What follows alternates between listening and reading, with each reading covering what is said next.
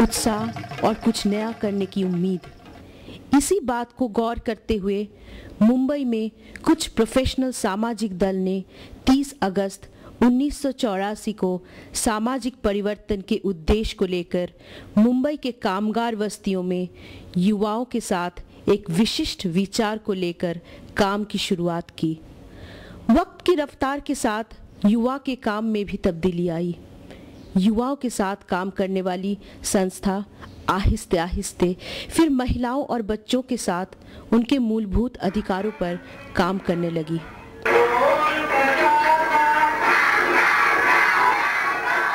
युवा संस्था का सपना यही था कि समाज के विभिन्न पिछड़े घटक मूलभूत अधिकारों समेत सम्मान से जी सके। आज इस संस्था ने इस उद्देश्य को लेके 23 साल पूरे किए हैं। इस 23 साल के सफर में जो संस्था संगठन युवा संस्था के साथ जुड़े हुए थे, आइए इस मौके पे हम जानते हैं युवा संस्था के बारे में उनके क्या अनुभव रहे हैं। युवा या संस्थेच्या 23 वर्षाच्या वाटचालीनंतर आज त्याचा एक आढावा घेण्याचा प्रयत्न होतोय। या पातळीवर मी युवाशी प्रथमपासून आतापर्यंत संबंधित असलेल्या सर्वच कार्यकर्त्यांचं पदाधिकाऱ्यांचं मनपूर्वक अभिनंदन करतो। जवळजवळ 84 सालापासून युवा या संस्थेशी लहान मोठा संबंध राहिलेला आहे। मिनार पिंपळेंनी ज्या वेळेला युवा या संस्थेची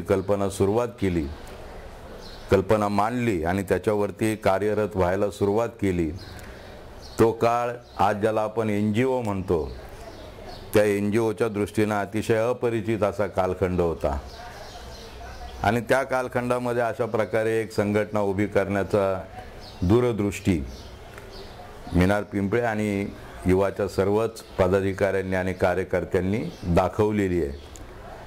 चळवळीच्या अंगानच माझा युवा या संघटनेशी संबंध आला। युवा ने एक अलग तरह का मोबिलाइजेशन मुंबई के अलग अलग बस्तियों में जाकर किया। एक अलग तरह का संगठन की प्रक्रिया चलाई। युवाओं में नेतृत्व गुण विकसित हो, इसके लिए एक अलग किस्म की जिसको हम ट्रेनिंग स्कीम हम कहेंगे वो विकसित की। युवा के कई सारे ट्रेनिंग सेशंस में मुझे जाने का मौका मिला एक रिसोर्स पर्सन के नाते। और ख़ास करके युवा की एक और विशेषता रही कि जो जन आंदोलनों के जो अग्रक्रम रहते हैं उनके साथ युवा एक संस्था होने के बावजूद अपना रिश्ता बहुत अच्छा तरह से जमाने की कोशिश करती है। युवानी एक प्रायोगिक तत्वावरती महाराष्ट्रातल्या अनेक संस्थांना सक्षम बनवण्याकरता एक प्रक्रिया सुरू केलेली होती। त्याच्यामध्ये कोकण विभागातल्या, पश्चिम महाराष्ट्रातल्या, काही नाशिक विभागातल्या अशा काही संस्था युवाच्या सोबत या प्रक्रियेमध्ये सहभागी झाल्या होत्या।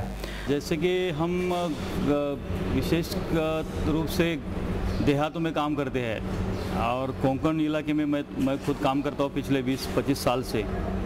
लेकिन हमारा जो काम होता है वो थोड़ा सा मन से काम, दिल से काम करते हैं। लेकिन युवा के साथ जो परिचय हुआ, युवा तो एक विचारधारा है जो एक व्यापक विचारधारा का एक हिस्सा है। वैसे हम भी उसी विचारधारा के हिस्से हैं। तो युवा के साथ एक जो मेलजोल हो गया और उसके बाद में जो हमारे काम के तरीके जो थे उसमें बहुत बदलाव हम ला सके और उसका एक परिणाम स्वरूप हमने विकास सहयोग प्रतिष्ठान करके एक अलग सी संस्था भी उसको फॉर्म किया। In the last 5-6 years, I've met many Yuva personalities all over the world at different meetings, and it's been very positive meeting these people. But this time around, I got to feel what Yuva is as an organization, and I think it affirmed that it has many strong people, very strong commitment to fight the injustice, very ideologically sharp on why they are fighting the injustice. My message to Yuva is that they shouldn't give up. They're doing a very great job and they should continue, because all where I've been going, what I was hearing is Yuva, Yuva, Yuva. So I congratulate their work. Let them continue with the struggle till we see justice in our life. My liking in Yuva is that everybody in Yuva is liberal, because change needs liberal minds. युवा ने अपने काम की प्रक्रिया से बस्ती स्तर के विभिन्न घटकों पर, व्यक्तियों पर निश्चित से बड़े पैमाने पर असर किया है। उसमें से कुछ बातें हम आपके सामने रख रहे हैं। मेरे खुद में एक आत्मविश्वास बढ़ा, और साथ में कुटुंब के साथ में किस तरह से व्यवहार, कुटुंब और बस्ती उनके साथ में किस तरह से देखना चाहिए, संबंध जोड़ना चाहिए, उसके बारे में बहुत बड़ा मुझे ये मौका मिला। युवा के साथ काम करते समय जैसे मैंने कहा कि मेरी खुद की जो बैकग्राउंड है कि जैसे मैं 16 साल से मैं पूरे समय काम कर रहा था। जैसे उदाहरण के लिए कि काफ़ी जो अलग अलग जो व्यक्ति है जो युवा के साथ जुड़े हुए ऐसे जो कार्यकर्ता है, उनके संघर्षों से मैंने काफ़ी सीखा है। खुद का तो संघर्ष जरूर है, जिस संघर्ष में काफ़ी मदद मिली है। युवा में अलग अलग जो उसके लिए जो पद्धतियाँ थी कि जैसे एक मिलने की जो पद्धति है, जैसे स्टाफ मीटिंग हो या स्टाफ स्कूल हो, ऐसे जो है जो कार्यकर्ताओं को एक खुद का एक फोरम करके काफ़ी रहे, और ये जो फोरम्स रहे जो काफ़ी यादगार रहे। लेकिन युवा में आने के बाद ये भी पता चला कि इसके लिए भी एक प्रोफेशनल कोर्सेस है, और काफ़ी दोस्तों ने मुझे सहायता की कि क्यों ना आप BSW करते हैं। तो मैंने BSW किया, बैचलर्स इन सोशल वर्क, फिर मास्टर्स इन सोशल वर्क किया। तो ये जो है कि ज़रूर एक युवा का ही एक योगदान है कि जिसके द्वारा ये मैं संपर्क में आया, और उसी की वजह से मैंने अभी पूरा समय काम कर रहा हूँ। तो एक तरीके से मैंने करियर अगर मैंने चुना है जो, तो युवा की वजह से। मैं तो पहले कचरा चुनता था, अलग अलग जगह पे कचरा चुन के धाराई में लेके जाके बेचता था, और उससे ही गुजारा होते थे।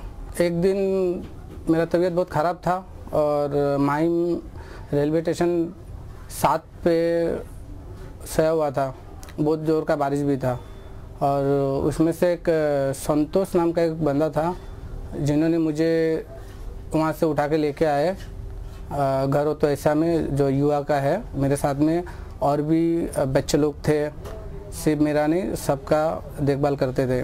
उनसे अगर नहीं सीखता था शायद मैं इस वक्त कुछ बन भी नहीं पाता था, क्योंकि इसके लिए कुछ सीखने को मिला। इसके लिए मैं इस टाइम ऐसे मोड़ पे हूँ कि आज मेरे पास घर है, और मैंने शादी भी की है, और थोड़ा बहुत बैंक बैलेंस भी है। युवा एक दिमाग है, और उनकी दिमाग मेरे दिमाग में समा गया है।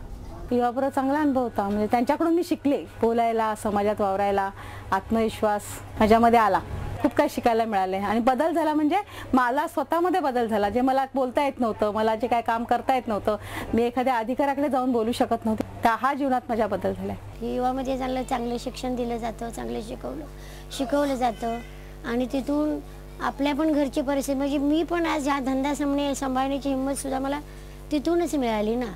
कुठेही कुठलेही धाडस करणं, संघर्ष करणं, त्याच्यावर आवाज उठवणं किंवा करणं, आणि एवढं सगळं करून सुद्धा एक मी महिला आहे, मला एक शिकवलं युवानी, हे इतर महिलांना जागृत करण्यासाठी माझे सतत प्रयत्न चालू आहेत। युवामुळेच मी शाळेत गेली, आणि 10वी पर्यंत मी माझे शिक्षण पूर्ण केले ते युवामुळेच।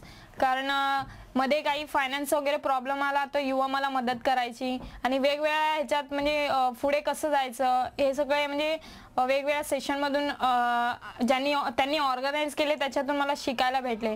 आणि जेव्हा माझ्या पूर्ण वस्तीतच मी अशी एक मुलगी आहे की जिने ग्रॅज्युएशन कंप्लीट केलंय, आणि मला याचा फार आनंद वाटतो की मी ग्रॅज्युएशन कंप्लीट केलं आणि माझ्या पाठून जी मुलं येतात ती लोक बोलतात की तिने ग्रॅज्युएशन, म्हणजे मी ग्रॅज्युएशन कंप्लीट केल्यामुळे त्यांनाही असं म्हणजे इच्छा आली है कि हम ही पण करो. इस प्रकार से युवा ने काफी लोगों को प्रेरणा दी है और उन लोगों ने अन्य लोगों को.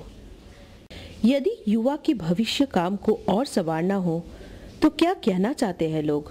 युवा एक परिवर्तनकारी संगठन करके एक महाराष्ट्र में उभरा, तो वो जो परिवर्तन का जो युवा का ये है ध्येय है या काम का तरीका है, उसको नज़रअंदाज नाही करना.